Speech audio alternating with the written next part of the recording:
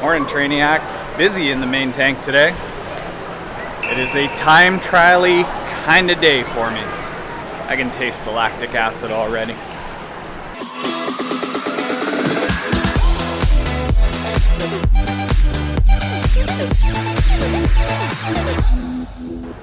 Let's do a little stretch cord workout before the pain train leaves the station.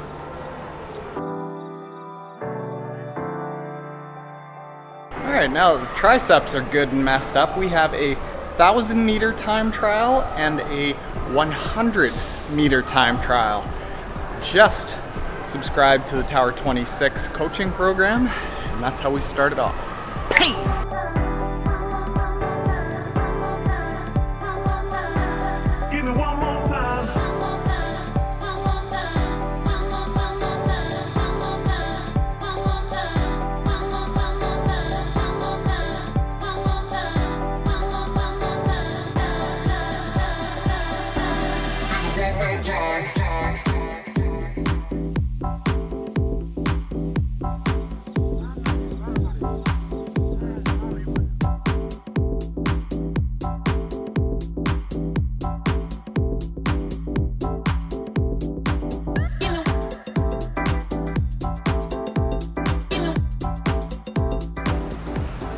But there was 4,000 meters on the nose.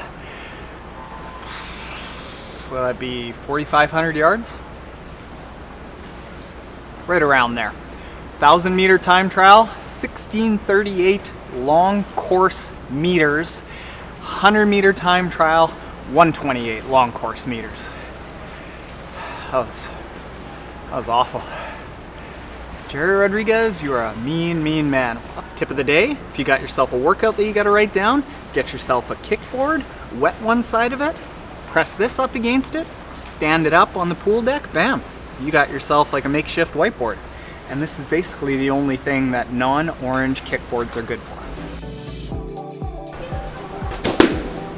So if you've been around for a while, you might be wondering, hey, Taren, are you still swimming with the group that you normally swim with? Well, temporarily, no.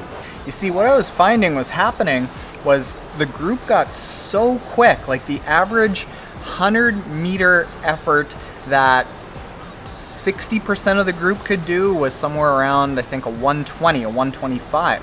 I just did that max 100-meter time trial in 128. So when the lane is that different, like it was virtually impossible for me to keep up. So I was spending all of the workout thrashing with bad form, not really getting any better. And what I was seeing in previous years is that the fast swimmers would get faster.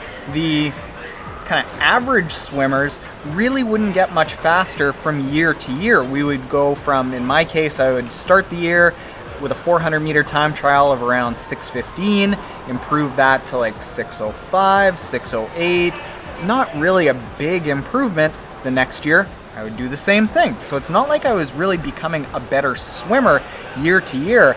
I was really just swimming more. And then in getting to know Gerry Rodrigues of Tower 26, listening to quite a few of his podcasts lately, there's a lot of things that I was like, ooh, I'm definitely not doing that. And I'm doing workouts here that are designed for people who are already good swimmers, not triathletes who are trying to become a good swimmer. So, one of the things in particular that Gerry Rodrigues goes against the grain of swimming for triathletes with is like early vertical forearm. So that's the concept of get out, immediately pop your elbow up, get your elbow way out in front of you, get that forearm pointed down, and then push back.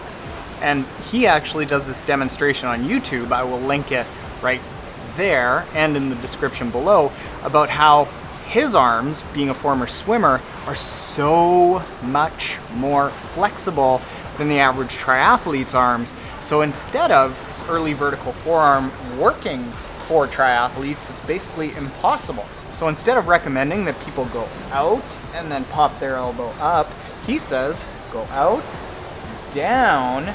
Don't worry so much about that early vertical forearm, but worry more about having your fingertips point at the bottom of the pool, somewhere a little bit closer to your head, and then accelerate back. And then kicking, for example, I've talked about this a whole heck of a lot. Gerry says that working on your kick is fine if you're Michael Phelps. It's fine if you're doing a 50 meter or 100 or a 200 meter race like a swimmer.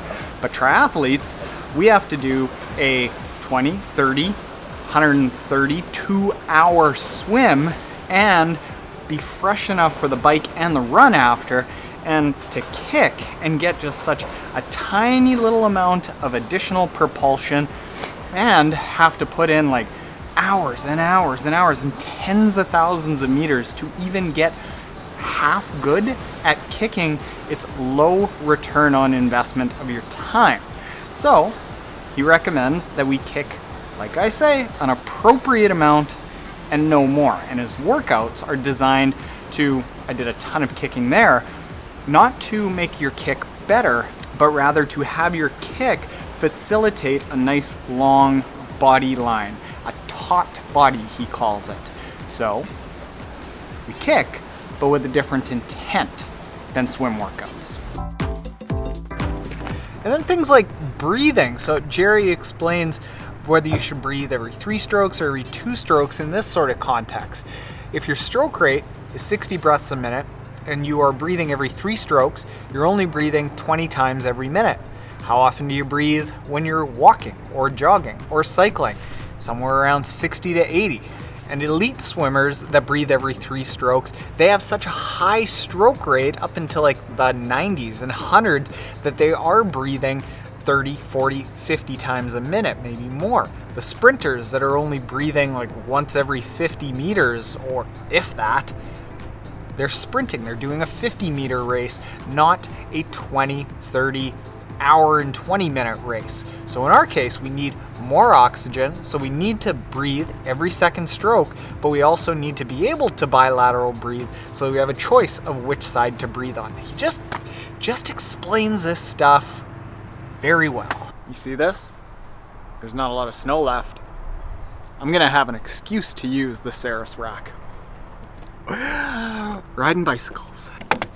So there you go. Those are a bunch of the reasons why I've committed to joining the Tower 26 swim program for at least 3 months, and hopefully we see some improvements. If you aren't yet subscribed, hit that subscribe button below to see if I do make improvements and follow along with what Tower 26's benefits are. If you are subscribed and you like Tower 26, hit the like button. Check out their podcast. It is good. Very good. Also check out the Triathlon Taren podcast. It just so happens to be the most reviewed triathlon podcast in the world. Just saying, Jer. Just saying.